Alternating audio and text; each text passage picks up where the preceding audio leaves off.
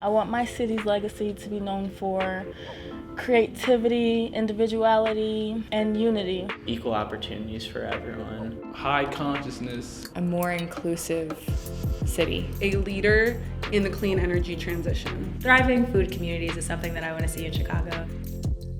So the unique process that the participants went through in Chicago was at one level no different from what any participant would on a common purpose program, but at every step of the way we tried to make the experience real to Chicago. We did two things in parallel. One is we were taking them on a leadership development journey, which was to give them the cultural intelligence so that they could cross boundaries of different kinds. And the other one was focusing on the specific challenge that was, what will our legacy be? What will Chicago be known for when it's 200?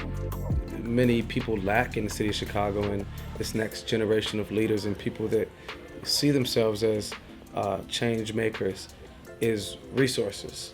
And here we have an opportunity where young people can pair their passion and their intellect and their creativity with resources to enact tangible, visible change.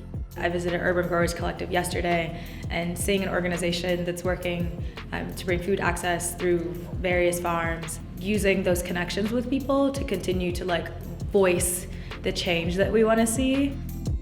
The participants in Chicago200, they are in fact the future leaders of our city, and in many ways they're leading now. Observing them in the experience of Chicago200, what stood out the most is kind of what they've said they need most. I've heard a number of individuals talk about the need for deeper, more meaningful human connections. The Chicago200 room is probably one of the most diverse rooms I've been in a long time, not just with race and age, but our lived experiences. We also brought in a very exciting and diverse cohort of contributors and speakers. So the program was genuinely intergenerational, which is a unique learning pathway for all legacy programs, and Chicago was no different. I think forums like this, where you have a chance to just sit and listen and be with people in conversation, where you are creating a spirit of openness, a spirit of exploration, and so much of that was happening today in just our small group conversations. Chicago200 is all about bringing a very diverse group of young people together on a learning program, and I'm in the learning field, so it just is something that's so near and dear to my heart. That's really what and how I got started, and we ended up becoming a sponsor.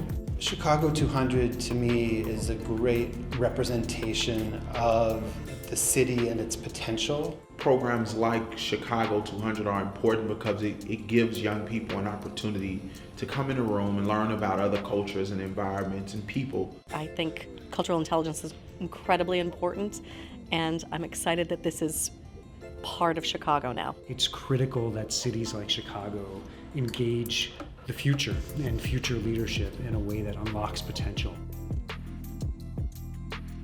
Common Purpose runs legacy programs all around the world, and what has really stood out about Chicago200 is the wonderful connections and ideas. And I think it's really beautiful to see this generation coming together to take responsibility for what Chicago will be at 200.